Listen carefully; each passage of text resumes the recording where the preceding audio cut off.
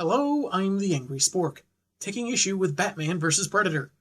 An alien hunter descended on Gotham City, at first taking on those who fought for sport before facing the guy that fights for justice. Bats didn't do so well, spending at least a week in traction as more powerful figures were killed, including the mayor. With little other option, it's been decided the National Guard and SWAT teams will sweep through Gotham, a city that believes its protector is gone.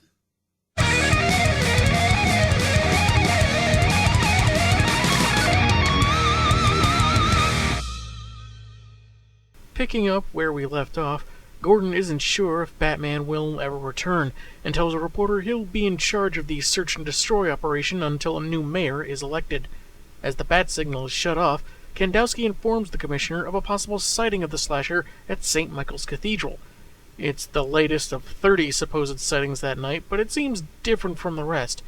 Jim decides to let the detective handle it while he catches up on some sleep. As he arrives, the phone is already ringing, and it's Batman, much to Jimbo's relief. After explaining that an alien hunter is the one going after powerful figures, including Fixer Ray Squire and the mayor who is throwing his weight around, Jim may well be next. He feels like he's protected, saying there are marksmen stationed around, a statement juxtaposed to those officers dead at their stations. A ring at his door isn't a nosy reporter like he thinks, but the Predator looking for another trophy. "Hello, dear." Finally, the right door. Those last 3 apartments full of people were really mad. Before I killed them. Before he's made into a commish kebab, Kandowski arrives shooting the alien to decent effect and helping Gordon escape. Feeling the city needs him, she seems to lock herself in the apartment, only for the Pred to take the door down and, I guess, not find the commish, seeing a car zoom away through his apartment window. Bruce is still on the line, calling for his friend, but getting his foe, who issues a challenge before crushing the receiver, apparently recognizing who's on the other line. This page was strangely paced. Gordon just seems to disappear in between panels, and I guess we're supposed to assume that the Predator bust down the door, didn't find his target, then went back inside the apartment to look out the window and see him driving away. And there looked to be a body in the street, so I don't know if maybe that was Kandowski thrown out the window, or maybe just a random citizen taking a nap. Not a well-advised nap, but still. Upset that he wasn't awoken earlier, Bruce apologizes to Alfred, fully understanding he was acting in the best consideration of Bruce's injuries. Nevertheless, he's heading out, suiting up in new, less than fully tested gear obscured by close-ups, before he discards his cane and approaches the Batmobile. We do see, however, a headpiece and some armored leggings. New from Lee, Total Freedom Armored Khakis. Jim is at the GCPD, refusing to go to the hospital, and hears the news report on the discovery of the killer's lair at the cathedral. Kandowski's death is confirmed, but it appears she was not dismembered like previous victims. Word is received that there's movement on the station roof, and despite concerns for his safety, the commissioner is heading up too. Seeing this through. Owe that much to Kandowski. What's with Jim speaking with such a peculiar syntax? Did the attack earlier cause some kind of brain damage that made him forget how to use nominative singular pronouns? Upon making it to the roof, one of the jumpier officers fires at something moving in the rain, thinking it's the killer. Gordon, of course, knows who it is and calls him off as the signal is reignited. Batman is shown on a full page, decked out in new gear, apparently to compensate for his lingering injuries. "I'm the one it wants. Let it come and get me." And kids, let your parents come and get me for you in the toy aisle for $12.99 plus tax. How toyetic can you get? The oddly well-informed Channel 2 News reports that Batman is meeting with Gordon mere hours it was feared he was kaput. Seriously, I don't think Clark Kent reports this fast. And they also reiterate the plans for SWAT and National Guard to flush the killer out in a sweep starting at daybreak, despite Gordon's concerns about the loss of human life and all that. Seeing the signal himself, the Predator takes off in search for its desired target. Bats seems to detect his approach, telling Jim to get his officers downstairs. Greater numbers aren't going to help them, and there's been a high enough body count already. Jim objects, citing what gear Batman seems to have now, and how it won't be enough. So either it was explained in between scene changes, or Gordon just really knows his custom-made bat tech. A laser blast to the signal helped the cops make their decision as they leave to secure the area at street level. All while ignoring the desk sergeant that keeps making the sensible suggestion to call in the JLA. The enemy approaches in stealth mode, though speaks, which would be kind of a giveaway, and you'd think he'd know that. Batman's cape is now capable of absorbing the energy blast, and with the aid of his sonar, he's able to counterattack with the spear weapon he received to his torso in their previous bout, impaling the Pred and shocking him. Don't know if that's a function of the weapon, or if he hit some mechanism that's shorted out. A 2-page spread begins with a really cool shot of Predator charging Batman, and the two falling off the roof, Bats catching himself with a line, and his opponent rather humorously repeating the "son of a" line on his way to the street. His claw weapon slows him down before he bounces off a squad car in front of 2 officers. Pointy Ears tells them to back off as one takes aim, and the Predator launches his throwing blade, surprisingly at the Bat line. After landing, Batman summons his car, knocking the hunter aside, so he's fallen for that twice now. He gets in, and the Pred makes it clear he's not letting him get away again. And much like with Daredevil in their first crossover, Bats drives off with the alien on the hood. It would be several more harrowing and trying crossovers before Batman would finally realize just why he got such a low rating on Uber. He accesses traffic control systems to clear himself a path while the hunter tries to smash his way in. He manages to do so just as Bats engages his turbo boosters. Then, a moment later, figures he's close enough to his destination and hits the brakes. The Pred is sent flying into the woods, but after his quarry exits the vehicle, he cloaks and approaches from behind, seeming to get the drop on him. But using, I guess, a recording of a bat causes a colony of the winged buggers to swarm the Predator, giving him some trouble even while invisible. When they clear out, Bats lures his adversary to a trap door in the ground, catching him in a prepared net in underground caverns. The net, of course, doesn't last long, and as Batman is leaping over a crevasse, the Predator grabs him and drags him further into the caves. "Should watch your back." I'll give the Predator this much. He hasn't been on this planet long, but he already has a decent grasp of the quippy situational one-liner.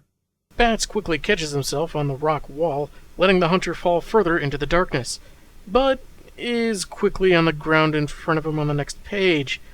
Again, some weird pacing. Following the capeless Crusader a bit further, sees the Predator trapped in a cage with titanium steel bars, which he probably won't be able to cut through before he succumbs to the tranquilizers, powerful enough to stop a herd of rhinos. Fortunately, Bruce took time to analyze some of the alien's blood to get the right dosage. The Predator just laughs while repeating dialogue from earlier in the story, while his gauntlet counts down. "Pot roast! Ha ha ha ha ha!" I've been repeating that sitcom gag for over a week, and I just now got the joke. Also, I'm about to explode. Bats opens the cage and rips an electrical wire loose, using the live end to short out the device. It gives them a nasty shock, but at least stops the detonation, and the killer makes his way through the Batcave up a flight of stairs. Since he didn't go kaboom, maybe he's going to self-destruct the other way, become a viral internet sensation, let the fame go to his head, lose all friends and loved ones, have several drunken altercations with law enforcement, and end up in a dingy apartment waiting to get a call back from Dancing with the Stars. Before he can reach the door, Batman hits him with another dart, weakening him enough that he falls down the stairs. But it's after his helmet is removed that he stops playing possum and smacks the vigilante right into the giant penny, which then falls over on him. Ouch. Fortunately, in a moment of excellent timing and, well, just plain excellence, Alfred shows up and blasts the ugly sucker with a blunderbuss. Downside, the thing reloads the old-school way, distracting him long enough for the Predator to grab him. "He doesn't scare me, the big bully." Hey, not cool, Alfred. Just because he's been slaughtering people like animals left and right for a week and a half is no excuse to use labels. That word hurts more than the buckshot. Maybe. The Pred tosses Pennyworth aside, I guess thinking he's crazy, but it also seems the tranks are really kicking in. It doesn't seem to help that the entrance to the manor takes him to a room full of Grandpa Wayne's hunting trophies. It almost feels karmically humorous the way Fang Face is wigging out on all these animal heads, while Alfred gets a jack to lift the giant coin off his boss. Apparently, Bruce doesn't need his helmet anymore, and follows his foe outside, and has a really good trail of alien blood to follow. He catches up with the hunter and smacks him around with a baseball bat, while declaring himself Batman, a joke that the Predator seems to really enjoy. Which just proves my long-standing theory that puns are the universal language. It's just science. That's when a giant spaceship lands, which I'm sure no one in Gotham will notice. Or if they do, Bruce can just say that he decided to get into making sci-fi movies in his backyard.